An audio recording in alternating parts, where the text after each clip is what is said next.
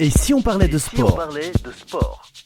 Une émission produite par Laurent Garnier avec le concours du comité départemental olympique et sportif de Haute-Garonne. Et bonjour à toutes et bonjour à tous, et très heureux de vous accueillir dans cette 47e émission de Et si on parlait de sport avec nos chroniqueurs Nathan Coquille, Gauthier Agius et Inès Swifi. Nous allons avoir le plaisir de vous parler de sport, mais surtout de donner la parole à ceux qui font le sport. Bonjour à tous, et on en profite aussi pour saluer Pauline Gaston-Conduc, notre journaliste qui prend quelques jours de vacances bien méritées. Bonjour à Brigitte Linder et son équipe du comité départemental olympique de sportifs de Haute-Garonne, Clara, Norbert et Léna, qui nous font confiance et nous accompagnent pour la réalisation de cette émission. Pour cette 47e émission, nous accueillons Antoine Baron, président du comité d'Occitanie de gymnastique, Anne-Marie Basset, conseillère technique sportive, professeure de sport et coordinatrice au comité d'Occitanie de gymnastique, Laurent Malgras, président du comité départemental de danse de Haute-Garonne, avec Catherine Mengui, qui est professeure de danse, notre Didier Don, coach professionnel, et Bernard Pujol, chroniqueur et membre du comité directeur de rugby de Haute-Garonne. Bonjour à toutes et bienvenue dans cette émission. Au sommaire de cette émission, salto, poutres, anneaux et barres asymétriques, c'est bien vers la gymnastique que nous vous emmenons aujourd'hui. Une grande majorité d'entre nous en a déjà fait l'expérience en cours d'EPS à l'école, en essayant d'être le plus agile possible. Nous explorerons cette discipline majeure des Jeux Olympiques qui demande une immense adresse et une concentration inébranlable à toute épreuve. Pratiquée aussi bien par les femmes que par les hommes, nous découvrirons les différentes épreuves qui composent cette discipline. En deuxième mi-temps, enclenchez la musique et préparez votre meilleur déhanché. Aujourd'hui, cap sur la danse, ce sport énergique, praticable seul, en duo, en trio ou bien plus encore. Nous explorerons ensemble les multiples styles de danse qui existent, en passant de la valse à la salsa, du tango à la samba, sans oublier le breaking, plus communément appelé breakdance. Il fait sa grande apparition aux Jeux Olympiques de Paris 2024. Nous allons donc découvrir cette nouvelle discipline tout en démontant les clichés. Et oui, la danse, ce n'est pas un sport de filles. Mais avant le coup d'envoi de cette 47e émission, place à l'avant-match et aux principaux résultats sportifs de la semaine. Et si on parlait de sport avant match? Et oui, avec les principaux résultats sportifs de la semaine, on va commencer par la boxe et un petit clin d'œil à notre Bilal Benama qui est venu sur ce plateau il y a quelques temps. Et oui, on commence cet avant-match avec de la boxe, championnat d'Europe de boxe olympique à Belgrade en Serbie. Bilal Benama a été battu au point par le russe Dimitri Dvali en finale des moins de 54 kilos. Et un peu de judo, championnat d'Europe à Zagreb en Croatie. En individuel chez les femmes en moins de 48 kilos, Blandine Pont décroche l'argent. Audrey Chuemeo a remporté pour la 5e fois de sa carrière le titre de championne d'Europe en moins de 78 kilos. Julia Tolofua, en plus de 78 kilos, se contente de la médaille d'argent et Léa Fontaine est médaillée de bronze dans cette même catégorie. Chez les hommes, Cédric Revol est allé chercher une médaille de bronze en moins 60 kilos. Johan Benjamin Gaba, sélectionné pour les JO en moins de 73 kilos, a lui aussi remporté la médaille de bronze des championnats d'Europe après son combat face au Finlandais Valtteri Olin. Et la France remporte le titre de champion d'Europe de judo par équipe mixte en battant la Géorgie en finale. Et on continue avec de la gymnastique artistique, championnat d'Europe à Rimini en Italie. Malgré une préparation difficile suite aux blessures, l'équipe de France composée de Léo Saladino, Jim Zona, Cameron Lee Bernard, Axel Brech et Alexis Blin ont su rester solides et se classent 11e. Ils accèdent à 3 finales individuelles, Léo Saladino au sol, Jim Zona au sol et Cameron Lee Bernard au parallèle. L'Ukraine quant à elle est championne d'Europe par équipe sur le fil. Et oui, une belle performance ici à suivre, Nathan. Et à noter l'excellente performance d'Anthony Mansart qui a offert à la France le deuxième titre de champion d'Europe junior de son histoire. Avant lui, Florent Marais y était parvenu en 1998. Et puis, qu'est-ce qui s'est passé, Gauthier, en gymnastique rythmique ? La Coupe du Monde de Tashkent en Ouzbékistan. L'ensemble France a terminé 2e du concours général sur l'épreuve de Coupe du Monde et a remporté la finale aux 5 cerceaux. On continue en para-natation, championnat d'Europe à Funchal au Portugal. L'équipe de France a brillé avec 22 médailles, donc 7 en or. Parmi les très grosses satisfactions, on appréciera les 3 titres remportés par Hugo Didier, seulement 22 ans, et la révélation de la semaine, Dimitri Grandjus, 18 ans, avec 3 médailles d'or et 1 de bronze. À ce bilan, il convient aussi d'ajouter Astia Mori Espio, représentant le sport adapté qui est sacré sur 100 mètres brasse et s'adjuge aussi 2 médailles de bronze. Bonne augure avant les Jeux Olympiques Paralympiques, puisque notre équipe de France là a bien brillé. Ils ont bien glissé, en parlant de sport de glisse, le surf, mondiaux Issa de longboard au Salvador. Grâce à Edouard Del Perro et Zoé Gros-Piron, l'équipe de France remporte la médaille de bronze de ces mondiaux. L'or est logiquement revenu à Hawaï. Un peu de tir, Nathan ? Et oui, on continue par du tir et le tournoi de qualification olympique de Doha. 6e de la finale de fosse olympique à Doha, la Française Mélanie Couzy a décroché un quota pour les Jeux de Paris. On continue avec du cyclisme sur route, Gauthier. Et le Tour de Romandie. La 5e et dernière étape du Tour de Romandie a été remportée au sprint par le Français Dorian Godon. L'Espagnol Carlos Rodriguez, leader depuis la veille, n'a pas été inquiété par ses rivaux et gagne le général. Un peu d'hockey sur glace ensuite. On continue par le hockey sur glace mondial féminin. L'équipe de France féminine de hockey sur glace n'a pas réussi à se défaire de la Hongrie, défaite 1-2 en division 1A, deuxième division mondiale. Une deuxième défaite cruelle pour les Bleus qui ne monteront pas en élite l'année prochaine. Elle termine à la 3e place. La Hongrie monte sur la 2e marche du podium pour accéder à l'élite et les championnats du monde en 2025 avec la Norvège. On continue avec un match amical préparatoire au mondial masculin. Victorieuse mercredi sur le score de 2-1 face à la Slovénie. L'équipe de France a cette fois perdu contre la Slovénie 3-0 lors du deuxième match disputé jeudi. Un peu de basketball, l'Euroleague, les quarts de finale, Monaco s'est incliné dans un premier match de quart de finale contre le Fenerbahçe Istanbul, après prolongation 91-95. Dans le match 2, Monaco est revenu au score en s'imposant 93-88, un partout avant de disputer les matchs retour à Istanbul. Un peu de Coupe de France, chez les femmes, Bourges a dominé Basketland 76-63 en finale. Les Burrières ont fait tomber le double vainqueur sortant et s'offrent un ticket pour l'Euroleague la saison prochaine. Chez les hommes, c'est Dijon qui s'est imposé face à Strasbourg sur le score de 83-70. Dijon est sacré pour la 2e fois de son histoire. Ligue féminine 2, play-off, match retour demi-finale et direction la finale pour le Toulouse Métropole Basket. Les joueuses se sont imposées face à Aulnoa sur le score de 76-72. Et National 1, les taureaux du Stade Toulousain Basket ont été tenus en échec à l'extérieur avec une défaite importante 101-66 contre Pont-de-Chery lors de la 10e journée de la 2e phase. Et toujours du ballon rond un peu plus petit avec la main, on parle bien sûr de handball. Handball, Ligue des Champions, Montpellier s'est nettement imposé 39-30 face à Kiel lors du premier quart de finale. Le PSG n'a rien pu faire face aux Catalans du Barça et se sont inclinés sur le score de 22-30 à domicile.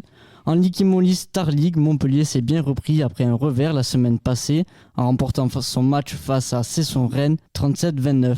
Alors qu'ils soufflaient leur 60e bougie, le Phoenix Toulouse Handball n'a pas invité la victoire à la fête en s'inclinant 30-29 face à Saran. Et puis Gauthier, que s'est-il passé en volée ? Marmara Spike League, finale aller, Saint-Nazaire est sacré champion de France pour la première fois de son histoire. Saint-Nazaire a créé la surprise en s'imposant à 4-7 face à Tours. Ligue A féminine, le Valois Paris Saint-Cloud décroche son premier titre face à Nantes. Nommées les Marianne 92, elles se sont imposées en 4-7. En football féminin, Ligue des Champions, demi-finale de retour. Vainqueur du Paris Saint-Germain 2-1, Lyon a confirmé sa victoire de l'aller et rejoint le FC Barcelone en finale de la Ligue des Champions à Bilbao le 25 mai prochain. Dans l'autre demi-finale, Barcelone a décroché son ticket pour la finale en s'imposant samedi sur le terrain de Chelsea 2-0. Et football Ligue 1, 31e journée, Montpellier n'a pas réussi à se défaire de Nantes à domicile. Score du match 1 partout. Toulouse renverse Lorient 2-1 et officialise son maintien en Ligue 1. La Ligue 2, 32e journée, Rodez Aveyron Foot continue son parcours surprenant. Après une victoire 2-1 face à Concarneau à l'extérieur, les Ruténois pointent à la 4e place du championnat. Et un peu de rugby à 13 ensuite. Rugby à 13, Super League, les Dragons catalans s'inclinent largement face aux Léopards de Leyte 30-2 lors de la 9e journée de Super League. Et en championnat 2e division, lors de la 6e journée, le Toulouse Olympique se sont inclinés 28-12 sur la pelouse du leader Wakefield Trinity. Et chez les filles, Gauthier, que s'est-il passé en rugby ? Et les Bleus n'ont pas réussi. Tournoi des 6 nations, 5e journée. Elles ont été largement battues dans la finale du tournoi. L'équipe de France a été impuissante face à l'Angleterre samedi à Bordeaux. Elles ont été défaites sur le score de 21-42. Les Bleus finissent 2e derrière les Anglaises qui réussissent le Grand Chelem. Et aussi, il y a eu un sacré score au tournoi des 6 nations U20 féminines. C'est une victoire historique de notre 15 de France U20 contre l'Angleterre, 74-0. Elles ont inscrit 12 essais. La relève est là. En rugby à 15, top 14, le Stade Toulousain a dominé le Racing 92 dans tous les secteurs de jeu. Les Franciliens n'auront pas pris leur revanche après leur élimination en Coupe d'Europe face aux mêmes adversaires. Défaite 32-12. Un derby dans la région avait aussi lieu en top 14 ce week-end. Perpignan a remporté ce match face à Montpellier Hérault dans leur terre. En Pro D2, vainqueur de Rouen avec 8 essais, 52-14. Le RC Vannes compte désormais 11 points d'avance sur Béziers, qui est 3e, battu à Grenoble 34-19. Colomiers, quant à lui, s'est imposé 24-20 face à Montauban. MotoGP, Grand Prix d'Espagne à Jerez. En difficulté avec Yamaha cette saison, le Français Fabio Quartararo a regoûté au podium samedi lors du sprint, même s'il a dû en redescendre à cause d'une pénalité. C'est Jorge Martin qui en a profité pour filer vers la victoire. L'Espagnol devance Pedro Acosta. Dimanche, l'Italien Francesco Bagnaia sur Ducati a remporté le Grand Prix après un duel épique face à l'Espagnol Marc Marquez sur Ducati Gresini. Marco Bezzecchi complète le podium. Le Français Fabio Quartararo sur Yamaha termine 15e.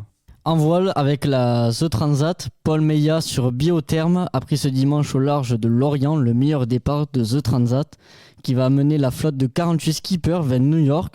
Et on a un petit clin d'œil cette semaine encore une fois. Et c'est un joli clin d'œil le 16 avril à Olympie. Laure Manodou a été la première relayeuse française du parcours de la flamme olympique des JO de Paris, près de 20 ans après son titre olympique du 400 mètres à Athènes. Remise officiellement au comité d'organisation vendredi dans la capitale grecque, la flamme va voguer sur la Méditerranée à bord du voilier de Belém. C'est Florent Manodou, le petit frère de Laure, qui a également été champion olympique de natation. On passe aux 50 mètres à Londres en 2012. Il a été également médaillé à Rio, argent du 50 mètres et du 4x100 mètres, et à Tokyo, argent du 50 mètres.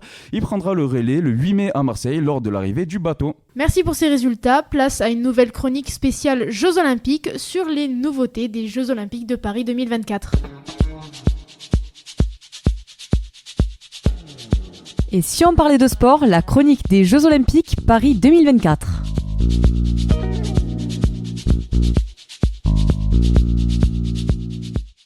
Chaque semaine, nous vous proposons de revisiter l'histoire des Jeux Olympiques, ses origines, ses valeurs, ses champions, son palmarès, avec notre chronique spéciale Jeux Olympiques Paris 2024, en compagnie de Bernard Pujol et Laurent Garnier.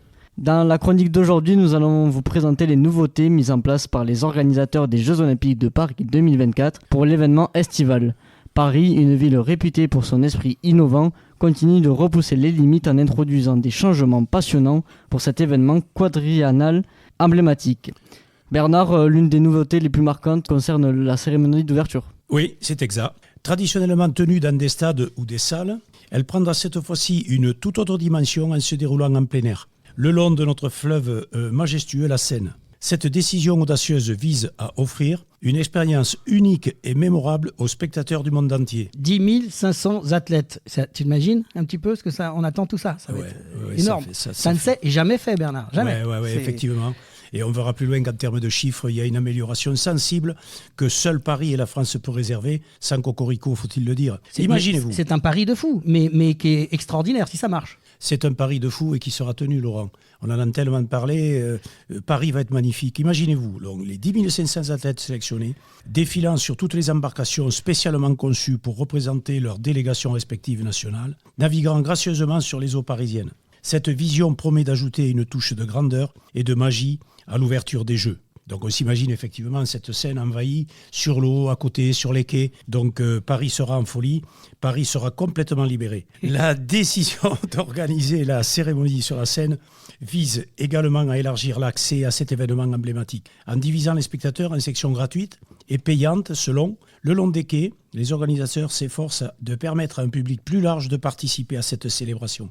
Les quais du haut offriront un spectacle gratuit, tandis que les quais du bas, entre le pont de Serlis et le pont de Iéna, nécessiteront l'achat de billets. Cette approche permettra environ à 300 000 spectateurs. Quand on voit effectivement le long de nos sagas, de fil en aiguille, c'est des dizaines à milliers. Cette fois-ci, 300 000 spectateurs de vivre pleinement l'ambiance électrisante. Pour situer, Bernard, pour situer le Stade de France, c'est 60 000 personnes. T'imagines ? Là, on passe de 60 000 à 300 000. Ça va être un spectacle grandiose et à souhaiter que tout se passe bien.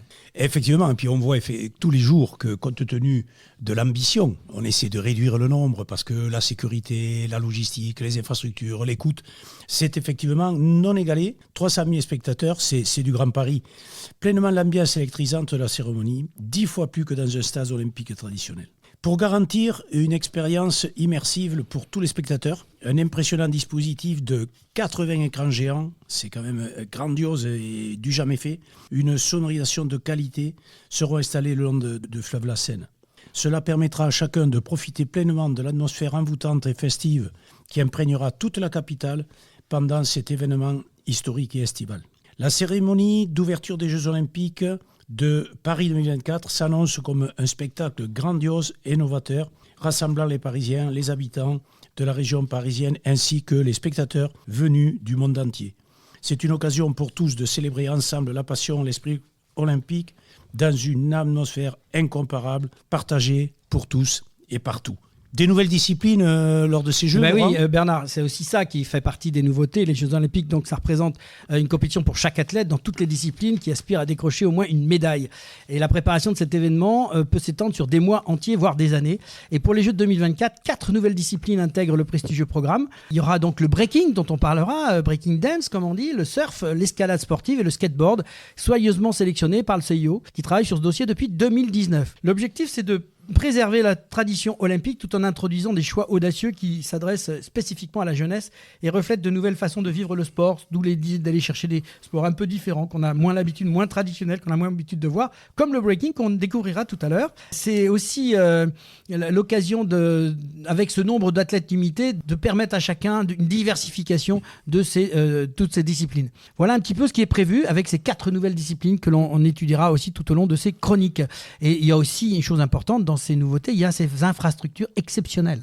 Oui, effectivement, autant de monde, autant d'activités de compétition demandent et méritent des infrastructures exceptionnelles à la hauteur de l'événement. Pour répondre aux besoins de ces nouvelles disciplines, les organisateurs ont mis en place des infrastructures extraordinaires et exceptionnelles, mettant en valeur les performances et l'identité de chaque sport. Par exemple, les épreuves de surf se dérouleront sur la légendaire vague que tout le monde connaît, et Laurent, la TA Puo. J'ai réussi à le dire une seule fois. C'est bon. J'ai passé la nuit dessus. Qui n'est pas à Paris quand même, rassure tout le monde. Elle n'est pas à Paris, ça m'aurait facilité la linguistique. Et c'est à Tahiti. Donc, non, mais c'est à Teahupo'o. Et tout est réglé là-bas, il n'y a plus de problème de tour, l'affaire est réglée. Tout est réglé, la vague est réglée, elle sera à 3,20 m, il y a les vannes, les petits barrages, tout est réglé. Non, tout est prévu. C'est vrai, et puis ça sera à Tahiti. D'ailleurs, nous y serons en moyens spéciaux, tout à fait. Si tu es au courant. On viendra vous faire une chronique là-bas. Avec grand plaisir. Bon, considérée comme la meilleure vague au monde du moment, puisqu'effectivement, il y en a d'autres qui sont tout autant connues, et au Portugal, pas très loin. Un parc urbain sera érigé au cœur de Paris, sur la place de la Concorde, pour accueillir les épreuves de breaking, de skateboard, ainsi que les manifestations culturelles telles que les spectacles, les concerts et les performances, offrant ainsi une célébration festive du sport et de la culture. Les épreuves d'escalade auront lieu au Bourget. Tout le monde sait que c'est le point culminant de Paris. Donc vive la montagne, vive le Bourget, contribuant à renforcer l'héritage laissé en Seine-Saint-Denis et à développer la pratique de l'escalade dans ce département. Il y aura aussi une première historique, si je ne me trompe, Oui, c'est important, c'est aussi une des nouveautés quand même, car le CIO s'y est attaché à cette nouveauté, donc c'est surtout respecter une première historique, c'est respecter la parité sur les 10 500 athlètes prévus, la parité sera respectée, avec une moitié de femmes, une moitié d'hommes, un geste symbolique qui fait écho à l'événement de 1900, où les femmes ont pu participer pour la première fois aux Jeux de Paris. C'était important, mesdames, de pouvoir aussi offrir à tout le monde la même possibilité d'être représentés dans ces Jeux. Seulement 22 sur environ 1000 hommes, soit 2% étaient à l'époque représentés. Quel chemin parcouru, honneur aux dames, Laurent. On s'en félicite, on est très heureux. Exactement. Donc, pour favoriser cette volonté de mixité, de nouvelles épreuves ont été intégrées au programme. Il s'agit notamment d'une nouvelle épreuve mixte en athlétisme qui remplacera le 50 km marche, une nouvelle catégorie de poids chez les femmes en boxe aussi, de nouvelles épreuves de slalom extrême en canoë et 3 nouvelles épreuves mixtes en voile, dont le kitesurf mixte et le 470 mixte. La 3e épreuve pourrait être la course au large mixte sous réserve de résultats d'études complémentaires. Voilà, ça c'est est à l'étude encore actuellement. Mais on avance bien dans le bon sens, surtout pour que tout le monde s'y retrouve et qu'il n'y ait plus de difficultés entre hommes et femmes. Je pense que c'est tout à fait normal, mon Bernard. Ces changements témoignent aussi de l'engagement des organisateurs à promouvoir l'égalité des sexes et à offrir une représentation équilibrée des athlètes dans toutes les disciplines, contribuant ainsi à renforcer l'esprit inclusif et universel des Jeux Olympiques.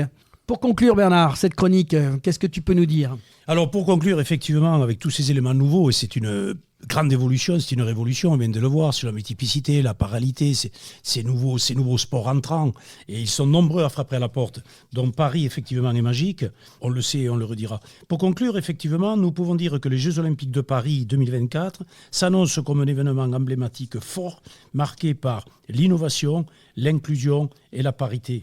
Des changements audacieux, tels que la tenue de la cérémonie d'ouverture en plein air et le long du fleuve Seine, l'intégration de nouvelles disciplines et l'engagement en faveur de la parité hommes et femmes témoignent de la volonté des organisateurs de faire de ces Jeux une célébration authentique, grandiose, de la diversité et de l'excellence sportive. Au-delà de la compétition, Paris 2024 promet d'être un moment de partage, de découverte et d'inspiration pour les athlètes et les spectateurs du monde entier. Vivement Paris, Laurent. Mais il faut y croire, voilà, faut y croire. C'est un moment historique que l'on va vivre, Bernard, et je crois qu'il faut aussi le prendre dans ce sens-là, malgré tout ce qu'on peut dire sur cet événement. Mais comme toujours, en 1900 aussi, je crois que c'était pas évident. Donc ça chauffait déjà. Ça chauffait. Et nous dirons encore. Nous vous donnons rendez-vous la semaine prochaine pour une nouvelle chronique JO où nous vous parlerons des difficultés rencontrées par les Jeux Olympiques de Paris 2024. Et maintenant, place à la première mi-temps de cette émission Et si on parlait de sport avec nos invités Antoine Baron et Anne-Marie Basset. Et si on parlait de sport, première mi-temps. Et retour dans l'émission Et si on parlait de sport, nous sommes ravis d'accueillir Antoine Baron, qui est le président de la Ligue gymnastique d'Occitanie, et Anne-Marie Basset, qui est, elle, conseillère technique sportive, professeure de sport et coordinatrice au comité d'Occitanie de gymnastique. Je ne me suis pas trompé ? C'est exact, bonjour. Voilà. Et bien bonjour à tous les deux, et merci d'avoir accepté notre invitation. Avec plaisir. Dans un premier temps, est-ce que vous pouvez vous présenter votre parcours personnel mais aussi sportif en quelques mots ? Alors, parcours personnel, moi je suis né en Catalogne, à Perpignan. J'ai été entraîneur de gym à Perpignan pendant une vingtaine d'années sur l'association gymnique perpignanaise. Et puis après, j'ai passé le concours de professeur de sport et je l'ai eu et j'ai été nommé dans ma région. Et pour ma part, je suis originaire de Bourgogne, de la ville de Sens. Donc j'ai commencé la gymnastique dès l'âge de 7 ans. Et passionné par ce sport, j'en ai fait mon métier en tant qu'éducateur sportif. Pendant 20 ans, ma vie familiale m'a fait basculer sur agent de développement et là tout récemment président en Occitanie. Grosse charge. Grosse charge, oui, exactement. C'est grand l'Occitanie. C'est très grand, oui. Ça regroupe 2 anciennes régions, Languedoc-Roussillon et Midi-Pyrénées, donc 90 clubs au total.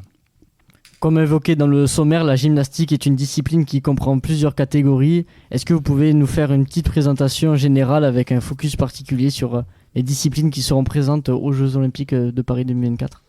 Alors la gymnastique, c'est 7 disciplines, 4 olympiques. Donc la gymnastique artistique masculine avec les agrès, 6 agrès masculins. La gymnastique artistique féminine, 4 agrès féminins. La gymnastique rythmique et le trampoline, ça c'est vraiment les disciplines olympiques. Et à côté de ça, nous avons les disciplines de haut niveau, donc l'aérobique. Qu'on a reçu déjà dans l'émission, c'était très sympathique avec deux championnes de chez vous, c'était super. La gym acrobatique aussi, qui est considérée de haut niveau. Et ensuite le team gym et le parcours, récemment. Alors dans le détail un petit peu sur on va s'attacher un peu aux Olympiques, même si on ne veut pas négliger les autres. Dites-nous un petit peu où on en est sur des disciplines, comment ça se présente. Vous me dites les agrès, c'est quoi comme type d'agrès, voilà, qu'on sache un peu plus sur ces disciplines en fait. Alors pour les masculins, c'est arçon, anneau, barre parallèle, barre fixe, saut et sol. Et pour les jeunes filles, c'est saut, barre asymétrique, poutre et sol. En fait, ils passent individuellement par agrès et c'est un cumul de points qui fait le total de l'équipe. Donc récemment, il y avait d'ailleurs eu des petites choses là en gymnastique. On a vu qu'il y a eu des compétitions, ça a donné des résultats là. Oui, on est très content déjà que les GAF soient qualifiés aux Jeux Olympiques en ayant été 3e au championnat du monde à Anvers. Vraiment compétition vraiment sans accroc et une belle qualification aux Jeux Olympiques. Pour la gamme, ça a été un peu plus dur. Bon, finalement, on a un individuel qualifié là, dernièrement à Rimini. Rimini, c'est ça. Voilà. C'était en Italie, c'était très récemment. Là, ouais, c'est ça, oui. L'AGR qualifié en ensemble aussi, donc on est aussi très content avec quand même une Occitane dans l'équipe, Justine Lavitte qui vient de Odos. Donc voilà, on est très fiers pour elle et très contents pour elle. Alors, quelques infos un peu plus sur la forme des équipes de France. Donc, si j'ai bien compris qu'il y aura un individuel qui serait présent uniquement au jeu, un seul garçon. Pour l'instant, un seul. On espère pour l'instant, un deuxième. c'est-à-dire qu'on peut encore en on avoir peut encore un deuxième. Il y a d'autres qualifs à venir possibles. Il y a une dernière Coupe du Monde, on espère que ça va passer. D'accord. Donc, il n'y aura pas d'équipe par contre. Non. Chez les garçons. Chez les garçons, pas d'équipe. Ça se passe comment au jeu? Tu parles d'équipe, mais combien d'équipes sont qualifiées finalement au global? 12 équipes, et il y a plusieurs étapes, notamment sur les championnats internationaux. C'est chaud. Les championnats du monde, les championnats d'Europe, exactement. Non, je demande ça parce que c'est quand même important de savoir la performance. 12 équipes sur combien de pays? C'est énorme. C'est énorme, et de plus en plus, parce qu'avant, nous avons des pays qui étaient la Russie, les États-Unis, la Chine, le Japon traditionnel. Et aujourd'hui, on a des nouveaux pays émergents, et ça fait beaucoup de concurrence actuellement. Ouais, c'est ça qu'il faut que les gens comprennent, parce que quand on voit l'équipe de France n'est pas qualifiée, on a tellement l'habitude d'avoir des qualifiés aussi, et qu'on se rend compte qu'il y a une performance à aller chercher, c'était intéressant de souligner. Donc ça relève aussi la performance de nos filles. Ah oui, complètement. Ah oui, vraiment. Là, vraiment, elles ont fait un exploit envers. C'est une belle qualification avec quand même des grosses équipes comme les États-Unis, la Chine. Voilà, ça n'a pas été simple. Donc, elles ont fait vraiment une belle perf envers pour se qualifier au jeu. Et notamment l'ensemble, la gymnastique rythmique, où l'ensemble revient aux Jeux Olympiques, ce qui n'était pas arrivé sur la dernière Olympiade. C'est pérenne, ça veut dire qu'on sait qu'il y aura encore la gymnastique rythmique dans l'avenir au niveau de la compète, ou c'est juste pour Paris? Pour l'instant, c'est pour Paris, mais bon, on espère que maintenant l'ensemble France est sur les rails et qu'ils seront là au suivant. Et alors, on revient sur cette question au niveau des participants, même si ici c'est Justine Lavitte, qui est, on va dire, Cocorico, qui est chez nous en Occitanie, mais est-ce que vous nous parlez un peu des autres, un petit peu de cette équipe? Elle est au niveau de l'âge, de la maturité, comment ça se présente? Vous pouvez nous en parler un petit peu? Alors chez les filles, nous avons Mélanie de Jesus dos Santos, qui est vraiment le leader du groupe, qui s'entraîne actuellement aux États-Unis, parce que voilà, c'est une fille qui est majeure et qui avait besoin aussi de renouveau et puis de performer encore plus. Donc c'est vraiment la leader, et elle fait rêver toutes ces jeunes gymnastes en exemple pour la gymnastique. Combien de filles au total dans l'équipe? 5. 5 filles. Elles feront toutes l'individuel, chacune, en équipe et en individuel aussi. Elles sont toutes qualifiées, ou comment ça se passe pour les Jeux? Alors pour l'instant, l'équipe est qualifiée, donc elles matchent en équipe, et après, en fonction de leurs résultats en équipe, elles auront droit à une place à l'agré. Ça se joue sur place. Oui. D'accord. Donc elles ont toutes. Elles ne font pas partie des individuels réserves comme peuvent l'être les garçons. Et oui, alors nous, on avait un statut particulier en France. On avait le droit à un quota particulier pour la gym ou pas? En tant que pays organisateur? Il n'y a plus de white card. C'est fini? C'est fini, ça. Pas de pot. Voilà, mais bon, elles ont fait le job puisqu'elles se sont qualifiées sans avoir besoin de ça. Non, c'est bien, c'est encore plus sympa. Bon, et nous, on n'a pas de pôle ici, de pôle France. On a un pôle France pour la gymnastique aérobique, puisqu'on les a reçus, elles sont à Toulouse. Mais on n'en a pas sur Toulouse par rapport à la gym. Alors, on n'a pas Toulouse, mais on a un pôle espoir en gymnastique rythmique, justement, à Montpellier. D'accord.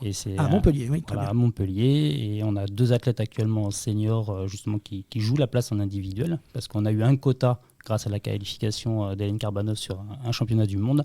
Mais le quota offre une place, mais pas forcément la personne qui a ouvert cette place-là. Et nous avons Lily Ramonaccio, pardon, qui est de Montpellier, et Maëlle Millet, qui est au pôle espoir de Montpellier, qui peuvent jouer cette place pour Paris 2024. Et sinon, nos athlètes s'entraînent sur l'INSEP. À quel endroit elles s'entraînent les autres, l'équipe sur de l'INSEP, France? Oui, l'équipe de France s'entraîne à l'INSEP. Garçons et filles? Garçons et filles. D'accord. Merci pour ces éclaircissements sur l'équipe de France. Maintenant, on va rentrer un petit peu plus dans notre région. Oui, si on revient à l'échelle de la région, comment est organisée la gymnastique en Occitanie? Alors en Occitanie, déjà, c'est plus de 22 000 adhérents. Donc on a un sport qui attire ces jeunes athlètes. On est organisé pour faire la formation, justement, pour aller vers le haut niveau, mais l'objectif, c'est vraiment de rendre notre sport accessible, donc de permettre à tous les pratiquants de pouvoir commencer la gym dès l'âge de 1 an et demi avec la Baby Gym, jusqu'à la gym senior grâce à nos programmes spécifiques Gym Plus pour la gym santé. Et quels sont les axes de développement et les projets pour 2024 ? Alors pour 2024, on axe sur la dynamique un petit peu. On aimerait que les jeunes reprennent l'engagement un peu bénévole, et on a mis en place justement des commissions jeunes bénévoles pour pouvoir les impliquer et les aider à comprendre ce que c'est la gestion de projet et amener un projet jusqu'au bout. Alors donc en fait, tu comptes un petit peu sur l'engouement des Jeux Olympiques pour avoir des licenciés supplémentaires. Tout à fait. Et aussi sur le côté professionnel. Grâce justement à Anne-Marie, on a ouvert une formation BPGEPS. Donc, je vais laisser Anne-Marie s'exprimer dessus pour justement former. Oui, alors pardon, nos jeunes je vais l'arrêter tout de suite parce que lui, c'est ce qu'il a dit. Moi, j'ai rien compris. BPGEPS, tu peux nous expliquer un peu plus là ? Brevet professionnel de la jeunesse et l'éducation du populaire et du sport. Merci pour nos auditeurs qui ne sont pas forcément au fait de vos abréviations. En fait, c'est un brevet d'éducateur sportif. L'idée, c'est de un peu pérenniser nos clubs et on s'est rendu compte que pour pérenniser nos clubs, il fallait quand même qu'il y ait un professionnel dans ce club qui gère un peu tout. Donc, on a mis en place une formation BPGEPS pour que les jeunes de nos clubs puissent se professionnaliser à travers un contrat d'apprentissage, tout simplement, et ensuite pérenniser son emploi et rester dans le club. On est à la 4e session de BP et jusqu'à présent, c'est 30 jeunes placés, donc on est quand même très très content du résultat. On va passer une question quand même importante aussi, on l'a posée quasiment à toutes les ligues qui sont passées ici, c'est important de se poser la question, qu'est-ce que vous avez prévu ou comment vous travaillez pour l'accueil des personnes handisport aussi ? Comment vous travaillez pour accueillir toute cette population-là aussi qui a besoin aussi de faire de la gym, quoi, tout simplement ? Nos nombreux clubs proposent souvent aux IME de venir pratiquer des cycles de gymnastique. Mais on a une discipline qui est très appropriée pour les personnes en situation de handicap, c'est le trampoline. Et l'activité trampoline, jusqu'en compétition, les personnes en situation de handicap peuvent venir faire de la gymnastique. Et je voulais rebondir sur ce que dit Antoine. Effectivement, en trampoline, on a une compétition qui s'appelle Handi Tramp. Il y a un classement handi, mais il y a aussi un classement valide et les handis sont classés avec les valides. Donc voilà, c'est ce qui est intéressant sur cette compétition parce que parfois on a des handis qui battent les valides. Donc c'est super pour eux, vraiment, c'est une belle compète. C'est mixte en fait. C'est mixte complètement. Il y a les deux classements et ils peuvent être dans les deux classements, donc ça c'est assez sympa pour eux. Et après, effectivement, dans le cadre du BP, nous on a 10 heures sur le handi, donc voilà, sur situation de handicap, comment je fais, est-ce que je peux accueillir un IME quand j'ai un BP, est-ce que je dois avoir quelqu'un de spécialisé avec moi, voilà, on essaye de un peu alerter tous les jeunes BP sur pouvoir accueillir tout public, c'est important dans les clubs. Alors, j'ai envie de vous poser une question de base que je pose souvent, c'est quel conseil on peut donner aujourd'hui, quelle motivation pour venir faire de la gym ? Moi, je me souviens, on faisait de la gym naturellement à l'école parce que c'était le sport, on faisait l'athlétisme, on faisait la gym. Et aujourd'hui, c'est plus forcément le cas. Comment ça se passe avec l'école et quels conseils vous donneriez à des parents qui aujourd'hui se posent la question, est-ce que je vais faire de la gym ? Est-ce que je vais faire de la danse ? Est-ce que je vais faire du judo ? Voilà. Si votre enfant saute sur le canapé, court partout, à la tête à l'envers, n'hésitez pas, il faut ouvrir les portes d'une salle de gymnastique et ils vont s'épanouir. Oui, c'est vraiment ça, la gymnastique, c'est aimer être en situation inhabituelle. Donc si on a un enfant où on voit plus souvent ses pieds que sa tête parce qu'il est à l'envers, il faut effectivement le mettre à la gym, c'est important. Et il n'y a pas de travail d'espoir, de relance un petit peu ce qui se fait à l'école ? Je pousse un petit peu le bouchon là. Mais... à l'école, il y a quand même le bac avec la gym accro, ça fait partie de la gymnastique et ils ont quand même une session de groupe à faire en gym acrobatique. Ce qui serait intéressant, c'est de pouvoir créer des ponts entre ce système de gym acrobatique, ils appellent ça sport acrobatique, et les clubs acrobatiques. Mais on n'a pas beaucoup de clubs qui font de la gymnastique acrobatique dans l'Occitanie. Alors, si on a envie de rejoindre la gymnastique, si on veut venir vers vous, quelles sont les infos qu'on peut leur donner ? Il y a un site où il faut aller voir un club. Comment ça marche ? Alors, il y a le site internet du comité régional. Occitanie-ffgym.com. Voilà, je ne me suis pas trompé, c'est bon. C'est un très bon site, j'ai été voir, je vous encourage à aller regarder. Il est très bien fait. Donc, et puis on peut aussi, je crois, pousser plus loin, aller sur le site de la Fédération française, qui est aussi bien illustré. Et j'ai vu qu'il y a de très belles images. En tout cas, on va vous souhaiter une bonne continuation déjà, et puis on espère qu'on va être cocorico derrière vous et que nos équipes de France vont nous montrer des belles choses. Donc on a noté qu'il y avait encore une Coupe du Monde qui permettrait peut-être de se qualifier. Pour les filles, c'est terminé, les quotas sont bons, mais les garçons, on peut encore espérer quelque chose. C'est bon. Merci pour vos témoignages et votre intervention dans l'émission Et si on parlait de sport ? Bonne continuation pour tous vos projets et le développement de la gymnastique dans la région. Vous êtes le bienvenu dans l'émission quand vous voulez. Maintenant, place à notre chronique sport et préparation mentale avec Didier Don, coach professionnel qui vous guide à travers les défis de la vie, vous aidant à trouver des solutions et à évoluer en tant qu'individu. Et si on parlait de sport ? La chronique.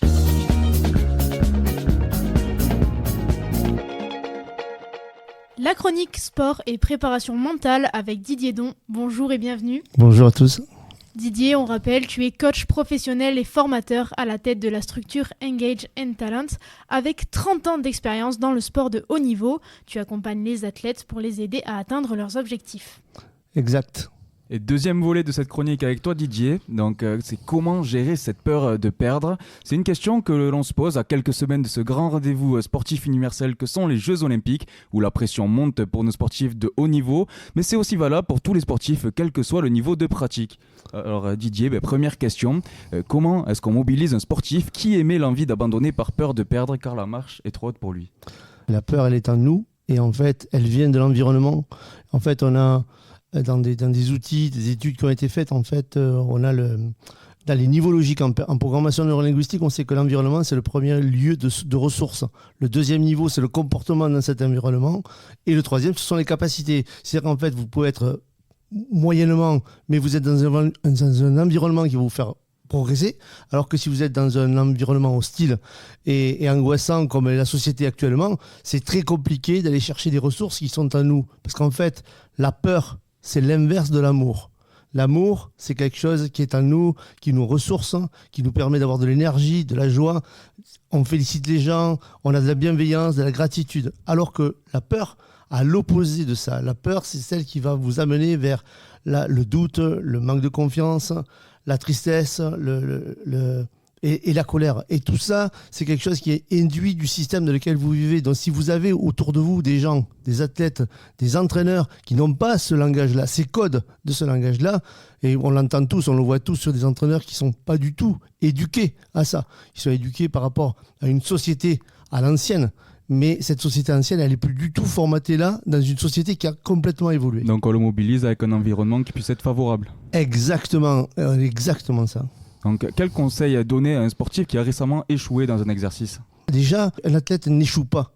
Il apprend des choses sur lui et en fait, en mobilisant d'autres vecteurs autour de lui, il va aller chercher, il va apprendre sur sa performance. Et sa performance, elle va être la prochaine fois, il est sûr de pouvoir gagner parce qu'il va avoir modifié quelque chose. Par contre, il faut qu'il sache ce qu'il va modifier, mais sur le plan interne, pas sur le plan technique. Parce que techniquement, ils sont tous bons, comme on vient de le voir. C'est dans son environnement qu'il va aller chercher cette ressource. As-tu un exemple de sportif qui est venu vers toi parce que justement il avait une peur et que tu as pu l'aider par la suite? Mais de toute façon, et tous les athlètes qui viennent voir en préparateur mental, c'est que déjà, ils ont envie, ils n'ont pas peur, ils ont juste envie d'avoir les clés. Aujourd'hui, c'est un peu modifié. D'ailleurs, Teddy Riner, il en parle beaucoup actuellement de sa préparation mentale. Il y a aujourd'hui Manodou qui en parle aussi. Donc, tous les athlètes aujourd'hui, ils ont juste envie d'être à l'égal des autres. J'ai un jeune américain, un jeune français qui est aux États-Unis. Il me dit Didier, j'ai pas besoin de préparateur mental là-bas. Moi, je veux plus travailler avec les Français. Je n'ai plus aucun Français autour de moi parce que je suis avec des Canadiens, des Australiens. Le langage de la performance, il est déjà induit dans l'éducation, dans leur culture.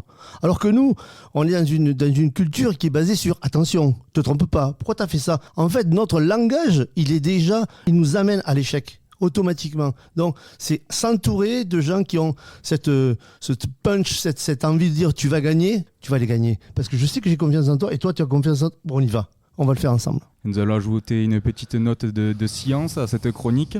Tu m'as dit un peu avant que c'était surtout de la chimie, cette peur qui est dans le corps. Alors, comment ça se passe réellement? En fait, comme je vous ai dit, l'amour et l'inverse, c'est la peur. Et en fait, la peur, en décodage biologique, c'est les reins.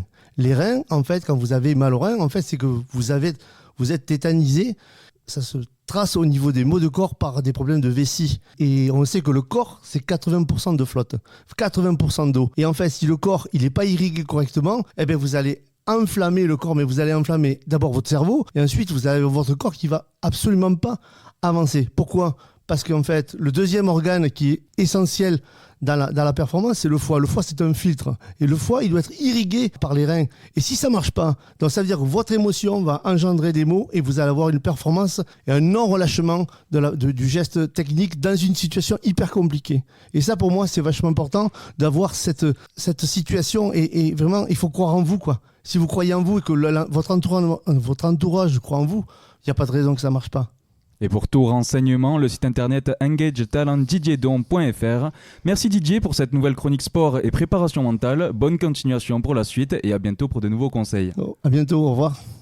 C'est la mi-temps, retour au vestiaire et on se retrouve dans quelques instants avec nos invités Laurent Malgras et Catherine Mengui.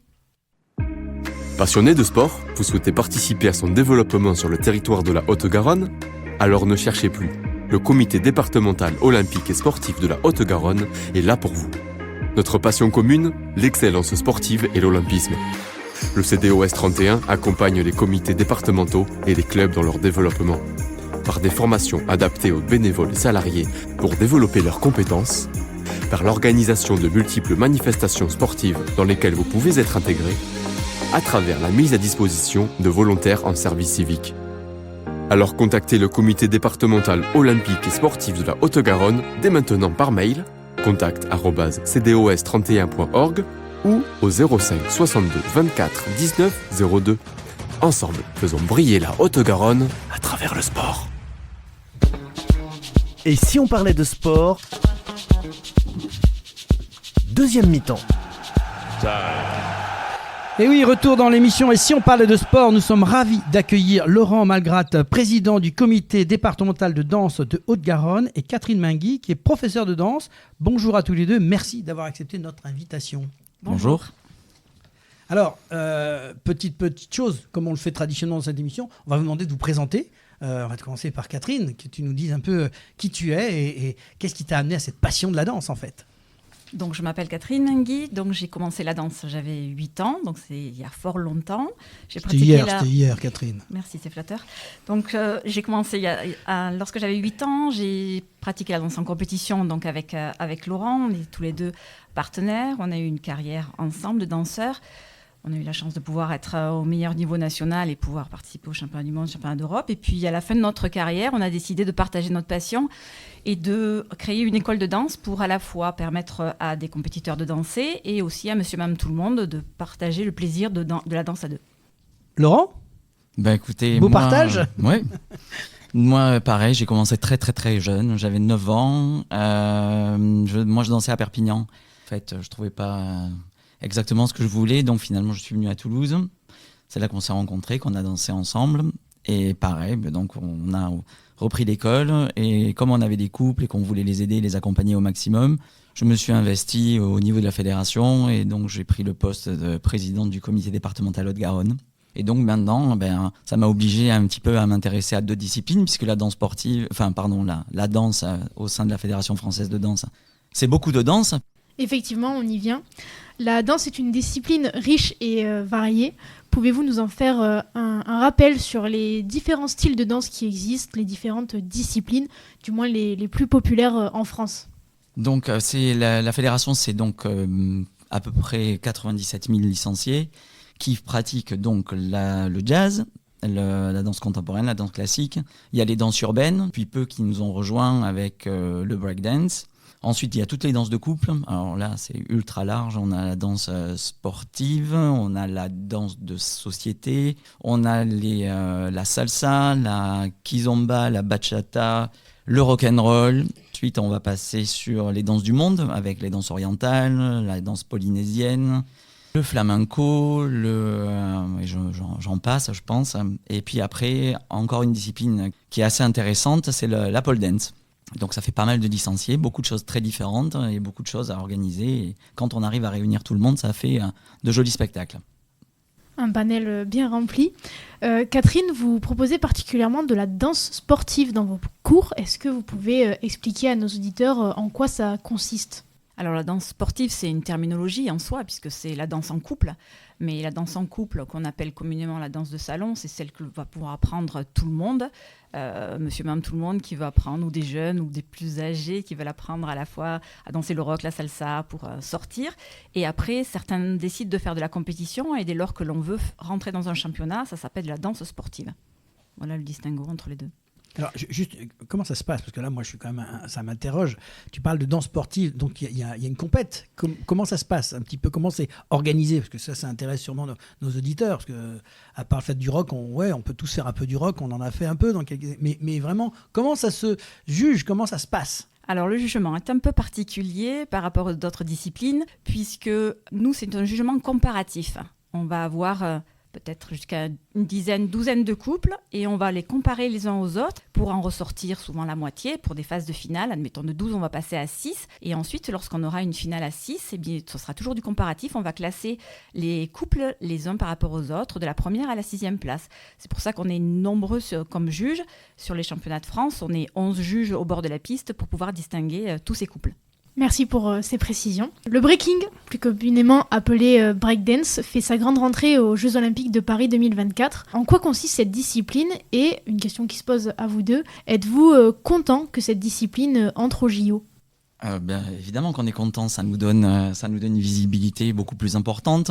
Ensuite, c'est toujours bien, ce sujet, enfin le breaking vient appuyer le thème qu'a présenté Paris pour avoir les JO, c'était le sport dans le milieu urbain, donc c'est une discipline qui s'y prête complètement. Comment ça se passe? Bien, en fait, ça se passe sous forme de battle. Ce sont donc chaque fois 2 athlètes, 2 danseurs qui vont s'affronter sur une danse en passant du sol à des positions un peu plus debout pour la compétition. Là, cette année, donc en fait, c'est une première. Les athlètes, ça s'appelle des b-boys et des b-girls. Donc en fait, il y a des garçons et des filles. Donc il y aura 16 b-boys et il y aura 16 b-girls. Il y aura 2 garçons et 2 filles par pays, s'ils sont sélectionnés, parce que là, évidemment, rien n'est assuré. En ce qui nous concerne, pour l'instant, on est sûr de la participation d'un garçon. Il s'appelle Danis Civil.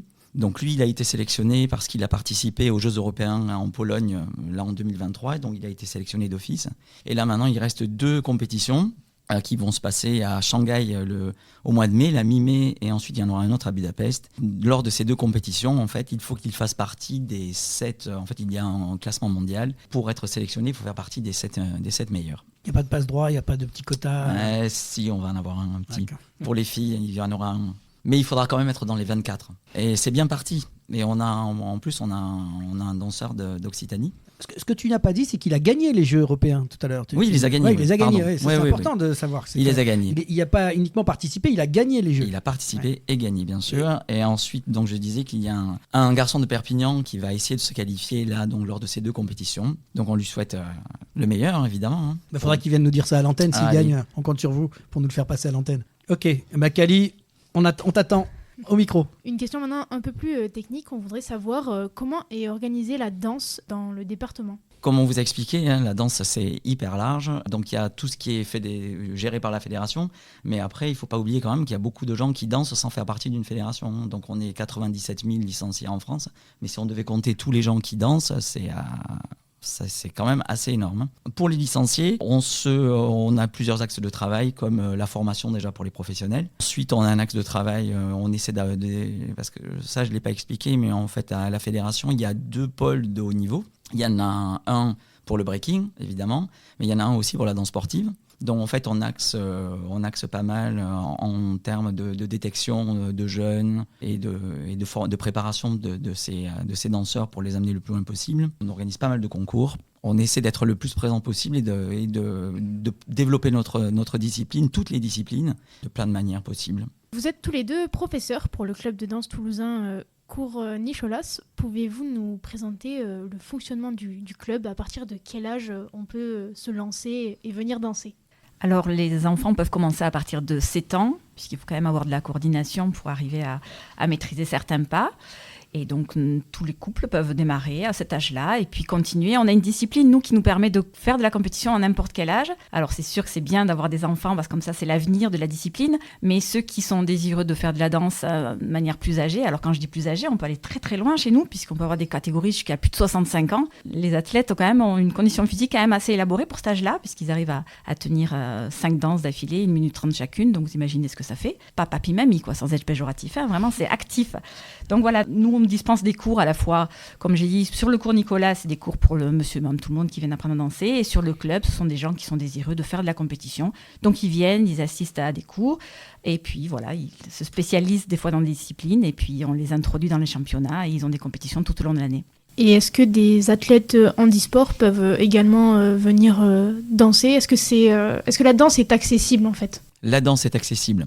C'est assez récent, mais la danse est accessible. Au niveau du département, un peu moins, mais au niveau du parcours de la région, en Occitanie, il y a beaucoup d'ateliers qui sont organisés pour accueillir tous les publics. Et il existe aussi une discipline en compétition. C'est très intéressant, c'est très très riche comme discipline, puisque en fait, c'est autour de la danse sportive, en fait, donc de la danse de couple. Et donc, dans cette discipline, les couples peuvent se présenter avec soit 2 personnes en fauteuil, soit une personne en fauteuil et une personne valide. Et après aussi, pour permettre au plus grand nombre de danser, l'activité s'est ouverte avec des gens en solo, donc des gens en fauteuil tout seuls. Merci, ça nous permet de se rendre compte que la danse est ouverte à tous. Justement, que répondez-vous au stéréotype ? La danse est un sport de filles que l'on peut entendre souvent à l'école ou même parfois sur les réseaux sociaux encore aujourd'hui. Alors moi, je dirais que cette difficulté, elle est rencontrée chez les jeunes, tout jeunes, collège, lycéens. C'est sûr que certains danseurs n'aiment pas trop évoquer leur activité parce qu'ils ont peur d'être critiqués. Alors qu'après, tout change dès que les jeunes arrivent à la faculté ou dans des grandes écoles où là, franchement, il y a toujours des cours pour apprendre à danser. Les plus de 18 ans, ils sont friands de savoir danser le rock, la salsa, parce que forcément, c'est intéressant après quand on sort. Donc voilà, il y a juste cette problématique chez les plus jeunes et qui est souvent difficile à gérer. On a culturellement on est quand même une nation qui danse. On a tous des grands-parents qui ont dansé. Donc je trouve que c'est quand même finalement un faux problème parce que les petits-enfants, les petits garçons, ils ont vu leurs parents danser. Quand il y a des mariages, tout le monde danse. Enfin, c'est facile de franchir le pas au final. C'est pas très compliqué.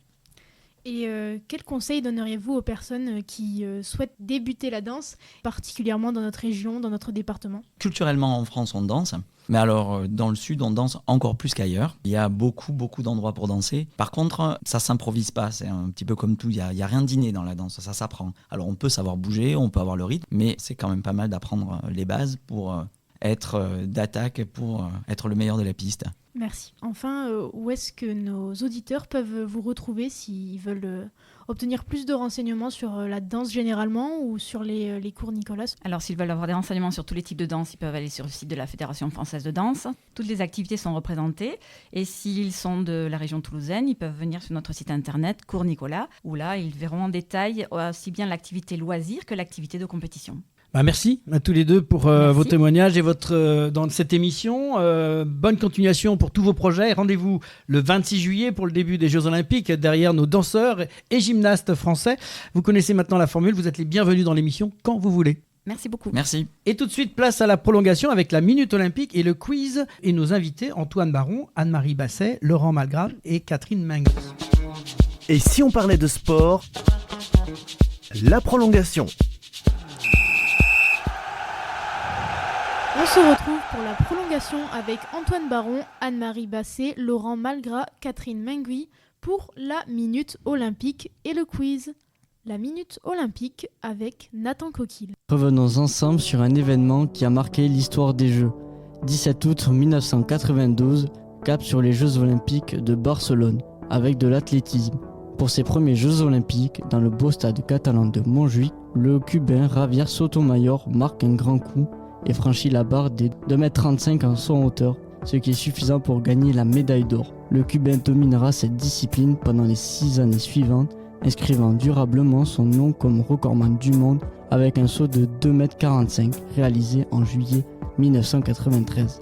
Sa 11e place aux Jeux Olympiques d'Atlanta en 1996 sera très décevante, due en partie à une blessure. En 2000, à Sydney, il se contentera de la médaille d'argent en s'inclinant devant le Russe Sergei Klugin. Javier Sotomayor reste malgré tout un des plus grands sauteurs en hauteur de son époque, réalisant 7 des 10 meilleurs sauts de tous les temps en extérieur. Et c'est parti pour le quiz. Alors avant de commencer, je vais vous expliquer comment ça marche. Chacun, vous aurez 3 questions à répondre avec évidemment 3 réponses possibles. Une seule bonne réponse, 2 fausses. Une bonne réponse vaudra 1 point et à la fin, nous aurons la minute olympique qui vaudra celle-ci 2 points. Mais il y aura une question de rapidité. Vous avez la petite sonnette entre vous. Il faudra être le plus rapide à sonner et avoir la bonne réponse pour avoir les points. Vous êtes prêts ? Alors on va débuter directement avec vous la gymnastique. Première question qui est sur la danse. Combien de styles de danse sont enseignés lors des cours de danse sportive ? 2, 3, ou 4 ? 4.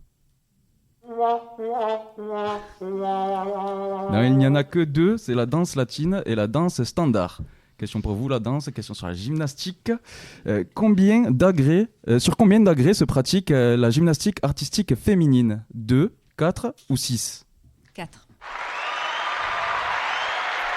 Bonne réponse, la gymnastique artistique féminine se pratique sur 4 agrès, le saut, les barres asymétriques, la poutre et le sol. Nouvelle question pour vous, la gymnastique. Dans quelle ville s'est développé le breaking dans les années 1970 ? Chicago, Détroit ou New York ? New York. Bien joué, c'était bien New York, ça a apparu dans les rues du Bronx. Nouvelle question pour vous, la danse. Quelle gymnaste française a remporté la médaille d'or aux Jeux Olympiques 2004 d'Athènes ? Aurélie Malocena, Marie-Agnès Vaudelin ou Émilie Le Pennec ? Émilie Le Pennec. Bien joué, c'était Émilie Le Pennec. Elle était la première et c'est toujours la seule française à avoir remporté la médaille d'or en gymnastique. Nouvelle question pour vous, la gymnastique. Combien de licenciés comptait le breaking en France en 2023 ? 6 000, 10 000 ou 12 500 ? 6 000. Le nombre de licenciés au breaking en 2023 s'est élevé à 6 000 selon l'Humanité. Dernière question.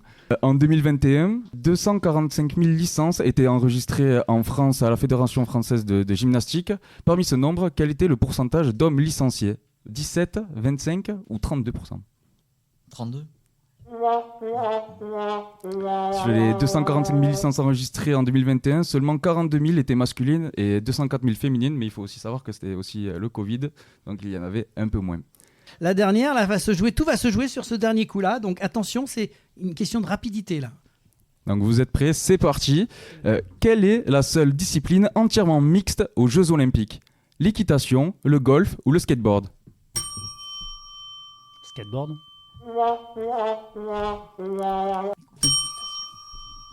C'était quoi les deux autres? L'équitation et le golf. Vous pouvez répéter la question? L'équitation. Et voilà. Bien joué, c'était l'équitation. Depuis 1964, les femmes prennent part à toutes les épreuves d'équitation, faisant de l'équitation le seul sport réellement entièrement mixte aux Jeux Olympiques. Bien joué. Bon, vous avez répondu en second, on vous donne quand même un point, vous avez gagné. Bien joué. Bravo vous. Bravo. Comme on dit, l'important c'est de participer. C'est la fin du match et de cette 47e émission. Retour au vestiaire pour les grands rendez-vous à venir et le programme de la semaine prochaine. Et si on parlait de sport? Fin du match. Et la fin du match de cette 47e émission avec les grands rendez-vous de la semaine dans l'agenda sportif avec Inès et Gauthier. Et du 1er au 12 mai, Coupe du monde de tir sportif de Bakou en Azerbaïdjan. Le jeudi 2 mai, handball, Ligue des champions, quart de finale retour. Montpellier affronte Kiel en Allemagne et le PSG se déplace en Espagne pour affronter Barcelone. Football, Ligue Europa, la demi-finale aller, Marseille reçoit l'Atalanta Bergame. Le vendredi 3 mai, football, derby de l'Occitanie en Ligue 1, Toulouse reçoit Montpellier pour la 32e journée.